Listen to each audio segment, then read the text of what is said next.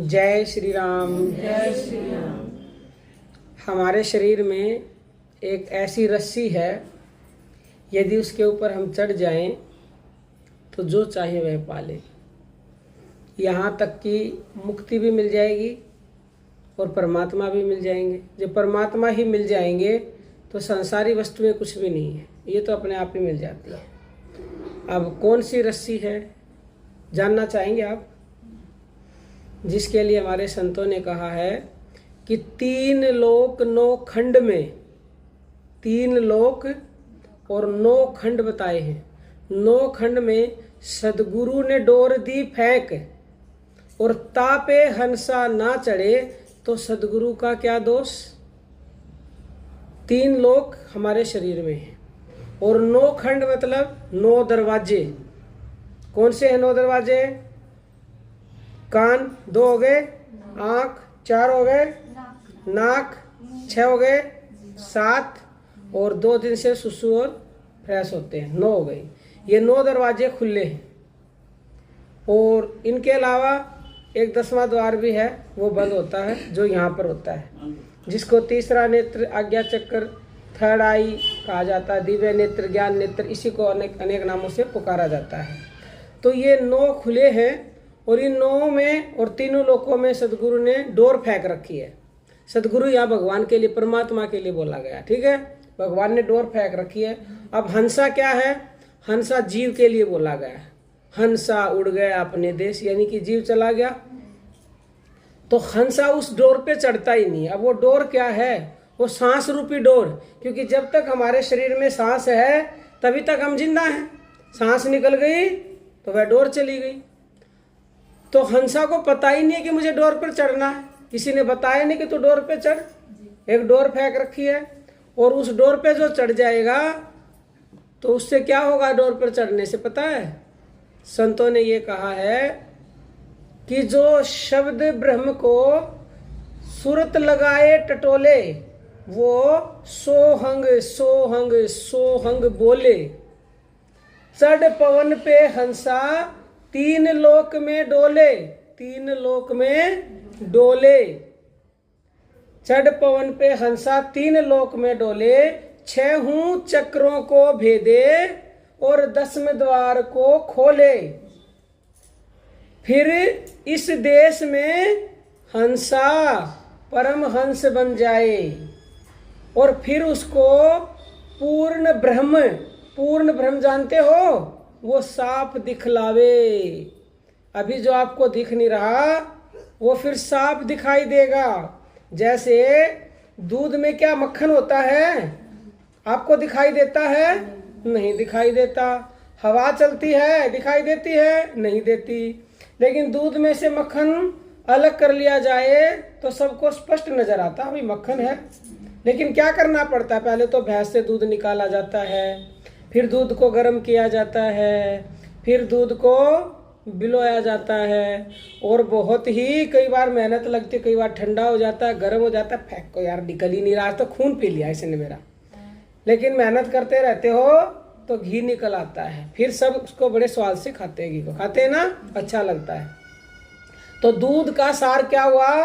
घी हुआ ना, घी। और घी एक ऐसी वस्तु है जो कभी खराब नहीं होती ना। गंदे गंदे हाथ लगाओ तो एक अलग बात है, नहीं तो घी खराब नहीं होता ना, वो एक्सपायर होता है, नहीं होता ना। तो ऐसे ही जो व्यक्ति सांस रूपी डोर पे चढ़ जाता है, हंस यानी कि मन चढ़ा दो, यानी कि जीव, वही आत्मा, उसी को मन कहा गया है। ये एक ही बात होती है, अज्ञानी लोग नहीं समझते। तो मन को कहाँ चढ़ाना है? श्वास पर। जैसे दूध को गर्म किया, मन को श्वास पर चढ़ा दिया तो क्या हुआ? दूध गर्म हो गया, ठीक है। दूध गर्म हुआ, फिर हर रोज आप करते रहे तो वह जमने लगेगा, ठीक है। जमेगा, फिर और ज्यादा करोगे। श्रद्धा, विश्वास, दृढ़ता, निरंतरता, ये क्या है? ये सब दूध को बिलोती हैं फिर, यानी श्वासों को बिलो रहे हो आप, श्रद्धा, विश्वास, दृढ़ता, निरंतरता से, और बिलोते रहे तो क्या होगा? अलग हो जाएगा। वह जो पूर्ण ब्रह्म है जो हमारे अंदर है वो फिर साफ नजर आएगा। जैसे दूध से मक्खन अलग हो जाता है, साफ नजर आता है, तो ऐसे ही श्वासों का मंथन करते रहे, दूध को बिलोते जैसे, ऐसे ही तो क्या होगा, परमात्मा साफ नजर आएंगे। परमात्मा हमारे भीतर हैं। लेकिन जो सदगुरु ने जो डोर फेंकी हुई है, प्राण हंस नाम का प्राण है, उस प्राण के साथ, श्वास के साथ मन को नहीं टिकाओगे, उस पर नहीं चढ़ोगे, तो कभी भी उसे जान नहीं पाओगे। सदगुरु क्या करे, सदगुरु ने तो दे दी शक्ति, लो भी करो इसका प्रयोग, जो चाहो प्राप्त कर लो। हर घट में राम है, जिसके लिए संतों ने कहा है हर घट मेरे राम है, घटना कोई खाली और बलिहारी उस घट की, जा घट वो प्रकट हो जाए। आप सबके घट में राम है, लेकिन अभी नजर नहीं आ रहे।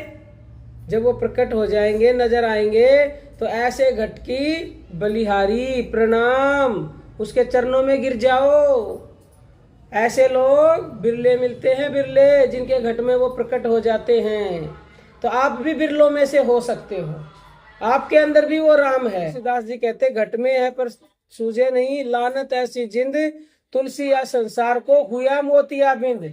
आपको मोतियाबिंद हो जाए तो क्या होता है, कुछ नजर नहीं आता, लेकिन जब ऑपरेशन हो जाता है तो सब कुछ नजर आने लगता है।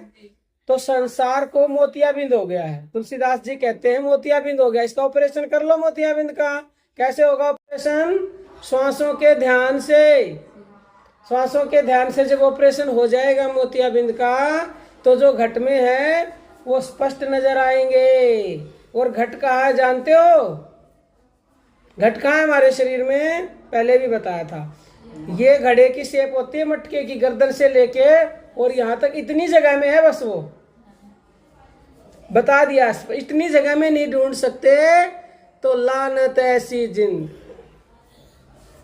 लानत है ऐसी जिंदगी को।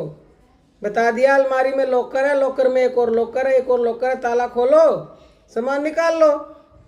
इतनी सी जगह में ही 2-3 लॉकर हैं, उनको खोल लो। और मेन तो एक ही है, आज्ञा चक्र को खोल लो, अंदर घुस जाओगे तो ढूंढ ही लोगे फिर तो आज्ञा चक्र कैसे खुलेगा, सांसों के घर्षण से। जब अग्नि उत्पन्न होगी घर्षण से, तो अग्नि प्रज्वलित हो जाएगी, ऊर्जा बनेगी। और अग्नि, यहाँ अग्नि ही तो दिखती है, कल बताया था ना, जोत जला के। किसी ने किया जोत वाला प्रयोग, संगीता ने किया, और इनको दर्शन हो गए थे जोत के आज्ञा चक्र पे। मैं पूजा कर रही थी ना, पूजा करते करते मेरे को एकदम से याद आ गई, दीदी बता के करके देखो, दीपक ऐसे रखा हुआ हाथ में रख के एकदम सामने, और 2 मिनट किया था, ज्यादा नहीं। आप तो बहुत भाग्यशाली हो, आपको वैल्यू नहीं है इस ज्ञान की।